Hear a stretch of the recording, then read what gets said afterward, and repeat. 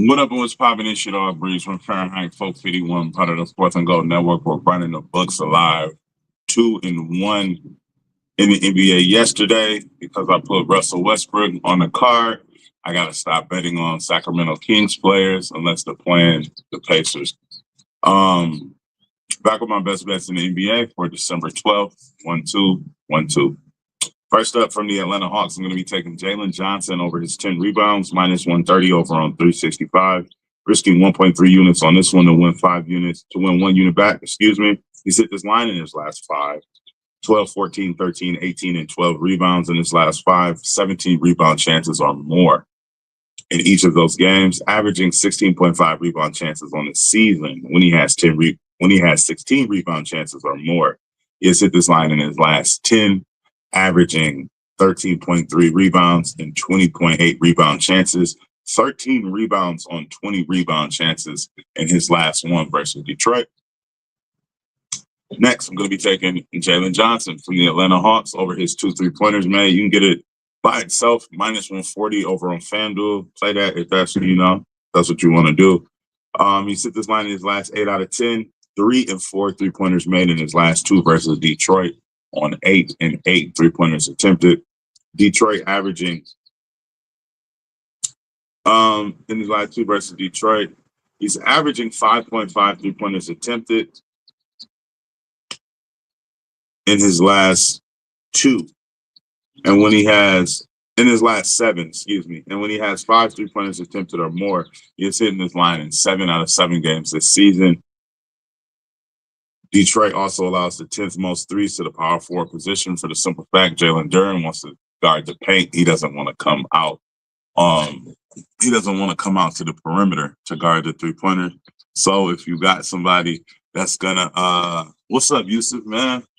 On Dairy Queen, man, I appreciate it, my guy. Jalen Duren just wants to guard the paint, man. So if you got a big man who shoots threes, take him versus the Pistons. Thank me later. Next, we're going to stay with this Atlanta Hawks Detroit game. Next from the Atlanta Hawks, Dyson Daniels under his 1 3-pointer made. Dyson Daniels is under 1 3-pointer made in his last 19 out of 25 games. 0 threes in his last 2 games versus the Pistons on 0 and 2 3-pointers attempted. Matter of fact, we're gonna put you on center stage, my boy, you.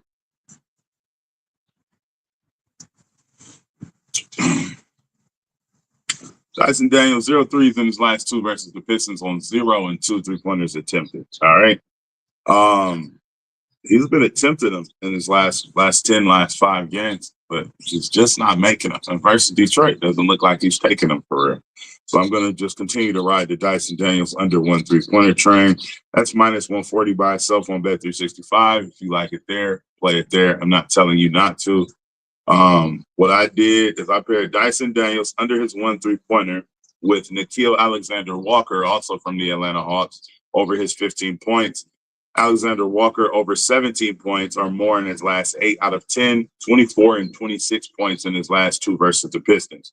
So Dyson Daniels under his 1-3 pair with Naw over his 15 points plus 100 odds over on Bet365.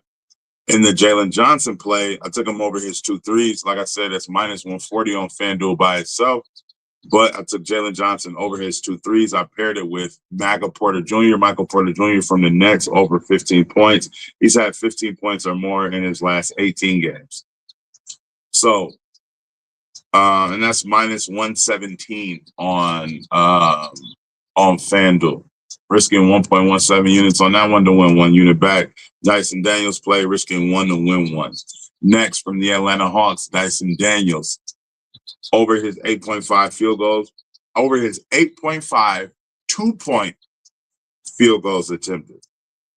Minus 120 on Bet365, risking 1.2 units on this one to win 1 unit back. He has had 11 2-point field goals attempted or more in his last 5 games. And in his last 2 games versus Detroit, he's had 9 and 14 2-point field goals attempted.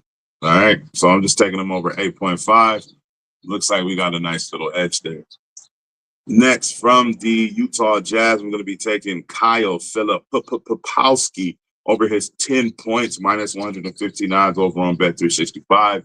Hitting this line in his last 5. 8+ field goal attempts or more in his last 4 out of 5. 13 points his last game versus Memphis.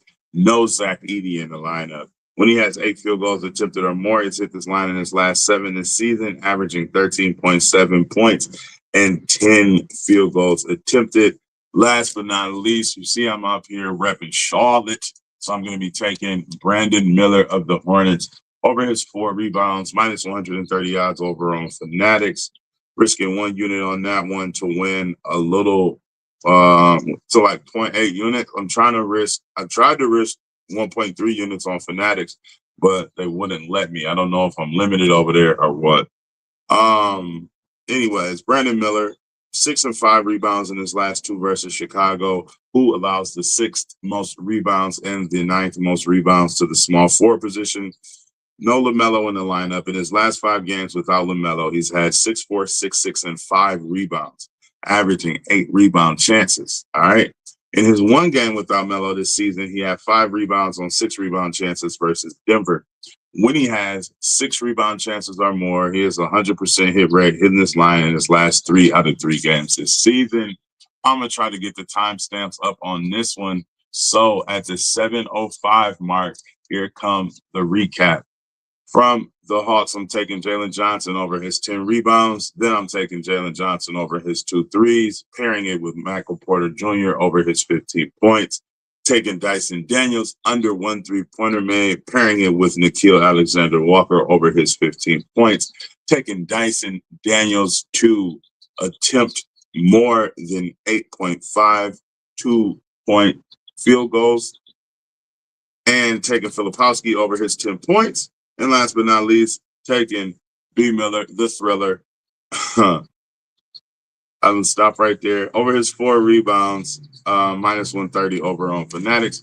Like, comment, and subscribe for your daily sports betting videos and analysis. Let's keep running them. As always, I will see you tomorrow. If you would like access to all of my plays, as soon as I place them for just 16 cents a day, subscribe to the Patreon. I will link that down below. Love, peace, and fish grease. Let's continue to run up these units.